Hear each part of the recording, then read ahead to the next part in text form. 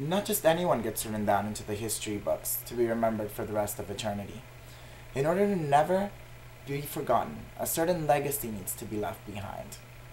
Other persons you might think of, Thomas Jefferson, George Washington, they all had great things that they left behind. Making our country free, establishing a constitution, and things that we could never forget, no matter how hard we tried. Someone's contributions to our country and the generation that we now live is here with us today. Someone that not just I, but everyone in this room has at one point or another been motivated by. Coming up from very humble upbringings, to a poor mother, a poor single mother, and a poor family, she managed to survive, move forward with her life, and accomplish more than was ever expected from her. Not only has she become a New York Times bestseller, not only does she have her own network, which syndicates 24 hours a day, 7 days a week, with shows and programs made by her Harpo Productions company. Not only has she been nominated for Emmys for movies and shows and roles played on Broadway. Not only is she one of the greatest philanthropists of our time, founding her own school in South Africa, working closely with Hurricane Katrina victims, donating money to communities around the United States and abroad in order to fund programs for different associations and things in order to better communities and lifestyles for children, parents, and schools alike. But this individual has been able to captivate the soul, heart, and the world, basically, not just here in the United States. Born in Mississippi, she was able to start at a very young age at work. However, no one expected her to be able to get a job at a radio company at the age of 17. Nor did anybody expect her to be co-anchoring the news at the age of 19. At the age of 9, this poor individual was raped. At the time she was 14 years old, she was already pregnant and having her first child. Her child died soon after. However, no one expected her to fight through the sorrows that deepened her soul and worsened her condition. Her family thought it would be best for her to move away from the state that she was currently living in, moving her away to Tennessee to be with her father, or so her mother claimed was her father. By the time she was 17, like I mentioned before, she was working for a radio company. By 19, she began co-anchoring the evening news, becoming one of the top anchors working for that station. Soon after, her deep philosophical views and continuing need to help others moved her over to the talk show circuit.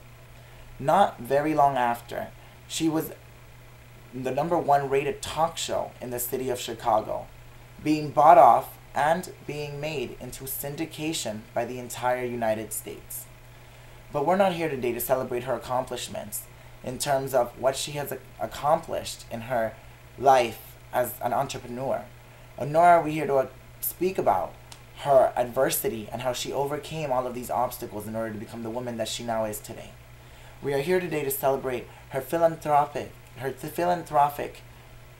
contributions to our country and abroad. Let's begin by the fact that she donated over $10 million of her own money to Hurricane Katrina victims after the New Orleans hurricane. We can also even begin speaking about how her company, the Oprah Angels Network, has been able to donate over $80 million worldwide to communities in order to help them come up with different things like build parks for kids, keep kids out of drug programs, being able to provide for old nursery homes, or everything else that she has done in between for different communities. What the Oprah Angels Network basically did is it funded different programs in communities. So you would basically write a proposition, send it into the Oprah Network. They would come up with a budget and help you get this off the ground and started in order to help the community. But out of all of these things, she did two things that are very important to me. She has donated over 250 scholarships to Morehouse University in order to help men of color continue their education to become everything that they could be. And she was able to continue their education but also serve them as mentors. But one of the most amazing things that she did, which means a lot to me in education, was she founded a school named the Oprah Academy for Women in South Africa. This academy cost $40 million to build, but it had every single advancement for these young ladies. Right now, enrollment at the Oprah Academy is at over 400 girls taking classes. These girls never would have thought that they'd be able to sit here in this class and be able to take these classes and advance themselves to be able to one day help their families and their country in the future. A country that is in a crisis, in debt, and in so much pain and suffering. And she's able to provide for these young ladies a brighter future.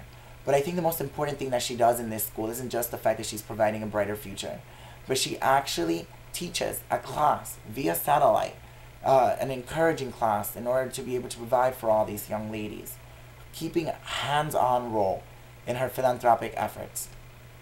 I think it's a good time to basically say that Time Magazine has named her the most philanthropic person in the United States and in the world. She has donated over $350 million to philanthropy of her own fortune. At this time, we are grateful and blessed to have the following individual here to talk to us about perseverance and to how important it is to be able to help others and not just help ourselves. With us today is Oprah Winfrey, the creator of the Oprah Academy for Women and the one and only person who has been named for the past 10 years the most philanthropic person in the world. With us today, here she is, the one and only Miss Oprah Winfrey.